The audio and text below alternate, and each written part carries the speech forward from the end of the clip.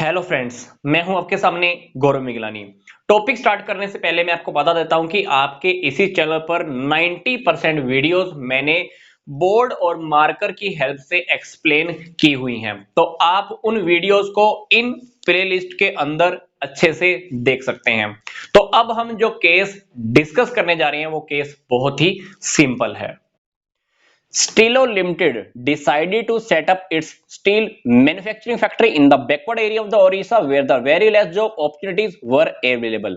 इस कंपनी ने अपना स्टील मैन्युफैक्चरिंग का फैक्ट्री एक ऐसी जगह पर लगाने का प्लान किया है जहां पर लोगों को नौकरियां बहुत कम मिल रही हैं या लोग बेरोजगार हैं। तो उस एरिया के लोगों ने स्टीलो लिमिटेड के इस एफर्ट को वेलकम किया। अब लोग फैक्ट्री में काम करने के लिए आए, तो इस कंपनी ने क्या किया, लोगों को अट्रैक्ट करने के लिए डिसीजन लिया है कि हम लोगों को कुछ और फैसिलिटीज भी देने वाले हैं, like school, hospital, market etcetera. Estilo limited को कुछ वक्त के बाद ही भारी मात्रा में प्रॉफिट होने स्टार्ट हो गए। अब एक दूसरी कंपनी है जो इनके कंपटीशन में है, तो उस कंपनी को यह बात रास नहीं आ रही कि स्टीलो लिमिटेड को प्रॉफिट ज्यादा कैसे हो रहे हैं। तो उस कंपनी ने अपने प्रोडक्शन मैनेजर असलम को बोला है कि तुम इन्वेस्टिगेशन करो कि स्टीलो लिमिटेड को इतनी भारी मात्रा में प्रॉफिट किस रीजन से हो रहे हैं। तो असलम ने इन्वेस्टिगेशन की तो उनको पता चला कि हमारी दोनों कंपनीज के अंदर एक बात तो कॉमन है, सिस्टमैटिक कोऑर्डिनेशन है। जितनी भी एक्टिविटीज हैं हर इंप्लॉय जानता है कौन किसके लिए रिस्पॉन्सिबल है, किसको किसे जवाब देना है, मतलब कौन किसके लिए अकाउंटेबल है। पर दोनों कंपनीज में डिफरेंस क्या है?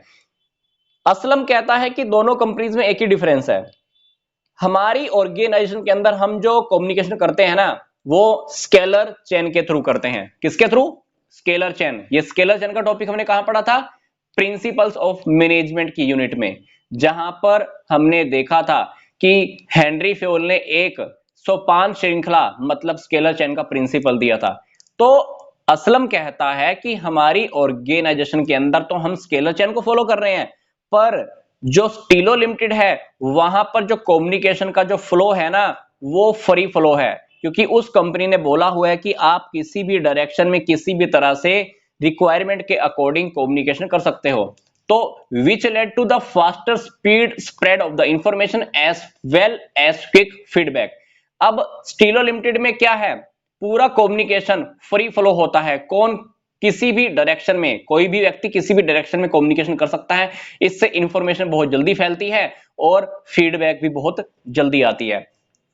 हमको क्या करना है इस केस में, ये आइडेंटिफाई करना है कि यहां पर टाइप ऑफ ऑर्गेनाइजेशन कौन सा है जिसकी वजह से जो कम्युनिकेशन है वो हर डायरेक्शन में जा रहा है। मतलब कम्युनिकेशन हर डायरेक्शन में जा रहा है, इसी के बिहाफ पर हमको टाइप ऑफ ऑर्गेनाइजेशन को आइडेंटिफाई करना है। दूसरी बात, जो पॉइंट हम यहां पर आइडेंटिफाई करेंगे उसी का हमको एडवांटेज बताना है। तीसरी बात, हमको यह बताना है कि स्टीलो लिमिटेड सोसाइटी को क्या कम्युनिकेट करना चाहती है।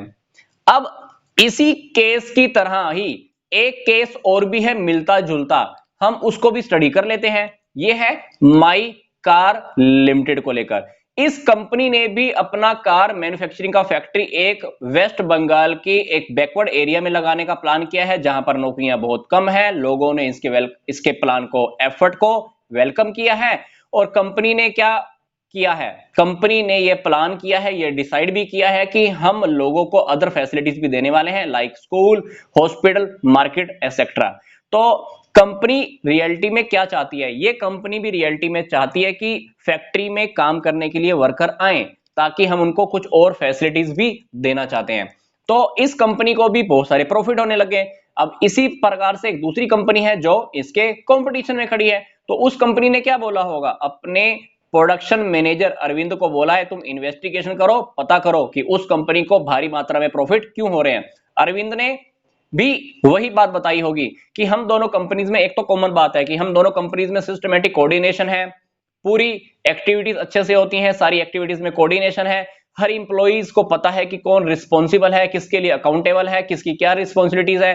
तो यहां पर अरविंद ने भी एक बात बोली है कि हम दोनों कंपनीज में एक डिफरेंस है कि हम स्केलर चेन के अकॉर्डिंग कम्युनिकेशन करते हैं, पर माई कार लिमिटेड क्या करती है, फ्री फ्लो कम्युनिकेशन करती है, मतलब कम्युनिकेशन उनका हर एक डायरेक्शन में होता है, जिसकी वजह से इंफॉर्मेशन बहुत जल्दी फैलती है और फीडबैक भी बहुत जल्दी आती है। अब हमको इस केस के बिहाफ पर भी वही सेम बात बतानी है कि यहां पर टाइप ऑफ ऑर्गेनाइजेशन कौन सा है जिसकी वजह से हमारा जो कम्युनिकेशन है हर डायरेक्शन में जा रहा है। दूसरी बात जो हमको बतानी है, जो हम यहां पर पॉइंट आइडेंटिफाई करेंगे उसका हमको एडवांटेज बताना है, फायदा बताना है। तीसरी बात जो पहले वाले केस की तरह ही हमको बतानी है, यहां पर कौन सी दो वैल्यूज ऐसी हैं जो माई कार लिमिटेड सोसाइटी को कम्युनिकेट करना चाहती है। अच्छा देखो, जब हमने चैप्टर स्टडी किया था ना ऑर्गेनाइजेशंस की यूनिट, उसमें एक टॉपिक आया था फॉर्मल और इनफॉर्मल। इनफॉर्मल के अंदर क्या होता था, कम्युनिकेशन किसी भी डायरेक्शन में जाता है, फ्री फ्लो होता है। तो यहां पर इस दोनों केसेस की अगर हम बात करें तो यहां पर इनफॉर्मल ऑर्गेनाइजेशन है जिसकी वजह से कम्युनिकेशन किसी भी डायरेक्शन में फ्लो हो रहा है, लोग बहुत जल्दी फीडबैक भी करते होंगे। बात आती है एडवांटेजेस की। इनफॉर्मल ऑर्गेनाइजेशन का जो फायदा होता है ना, इसकी वजह से लोग अपनी सोशल नीड्स को भी पूरा कर पाते हैं, घर परिवार की भी बातें कर लेते होंगे, बिलोंगिंगनेस भी बढ़ती होगी और कहीं ना कहीं से ऑर्गेनाइजेशन का जो गोल है ना वो भी जल्दी पूरा होता होगा। क्योंकि हम अगर किसी से अपने दिल की बात कर सकते हैं, अगर हम किसी के साथ अपनापन क्रिएट कर लेते हैं तो वहां पर हमारी काम करने की क्षमता बढ़ती है। हमें वहां पर काम करते हुए हमारे काम से हमको क्या मिलती है, संतुष्टि मिलती है। तो डेफिनेटली इनफॉर्मल ऑर्गेनाइजेशंस की वजह से लोगों को जॉब की सेटिस्फेक्शन भी मिलती है। तीसरी बात जो हमसे पूछी गई थी कि दोनों केसेस के अंदर दोनों कंपनीज सोसाइटी को कौन सी दो वैल्यूज कम्युनिकेट करना चाहती हैं। पहली बात ट्रस्ट, दूसरी बात सोशल रिस्पॉन्सिबिलिटी। सोशल रिस्पॉन्सिबिलिटी के अंदर कंपनी ने क्या किया है, स्कूल खोलेंगे, हम हॉस्पिटल की फैसिलिटी देंगे, मार्केट की फैसिलिटी देंगे, तो ये हुआ सोशल रिस्पॉन्सिबिलिटी की बात। ट्रस्ट की बात क्यों, क्योंकि कंपनी ने अपनी फैक्ट्री एक ऐसे एरिया में लगाई है जहां पर लोगों के पास नौकरियां भी नहीं है, तो कंपनी क्या चाहती है, वो वहां के लोगों के ऊपर ट्रस्ट करना चाहती है। तो ये था हमारा सिंपल सा केस। दोनों केसेस के अंदर एक कॉमन बात थी कि दोनों में ही इनफॉर्मल ऑर्गेनाइजेशन है जिसमें कम्युनिकेशन फ्री फ्लो होता है, हर डायरेक्शन में जाता है। फिर दोनों केसेस के अंदर एक कॉमन बात थी कि दोनों कंपनीज सोसाइटी को जो कम्युनिकेट करना चाहती हैं वो है ट्रस्ट और दूसरा है सोशल रिस्पॉन्सिबिलिटी। वीडियो अवर करने से पहले मैं आपको बता देता हूं कि इस वीडियो के डिस्क्रिप्शन बॉक्स में कुछ और इंपॉर्टेंट लिंक्स भी दिए हुए हैं, आप उन्हें भी स्टडी कर सकते हैं। तो यहां तक का वीडियो देखने के लिए आपका धन्यवाद।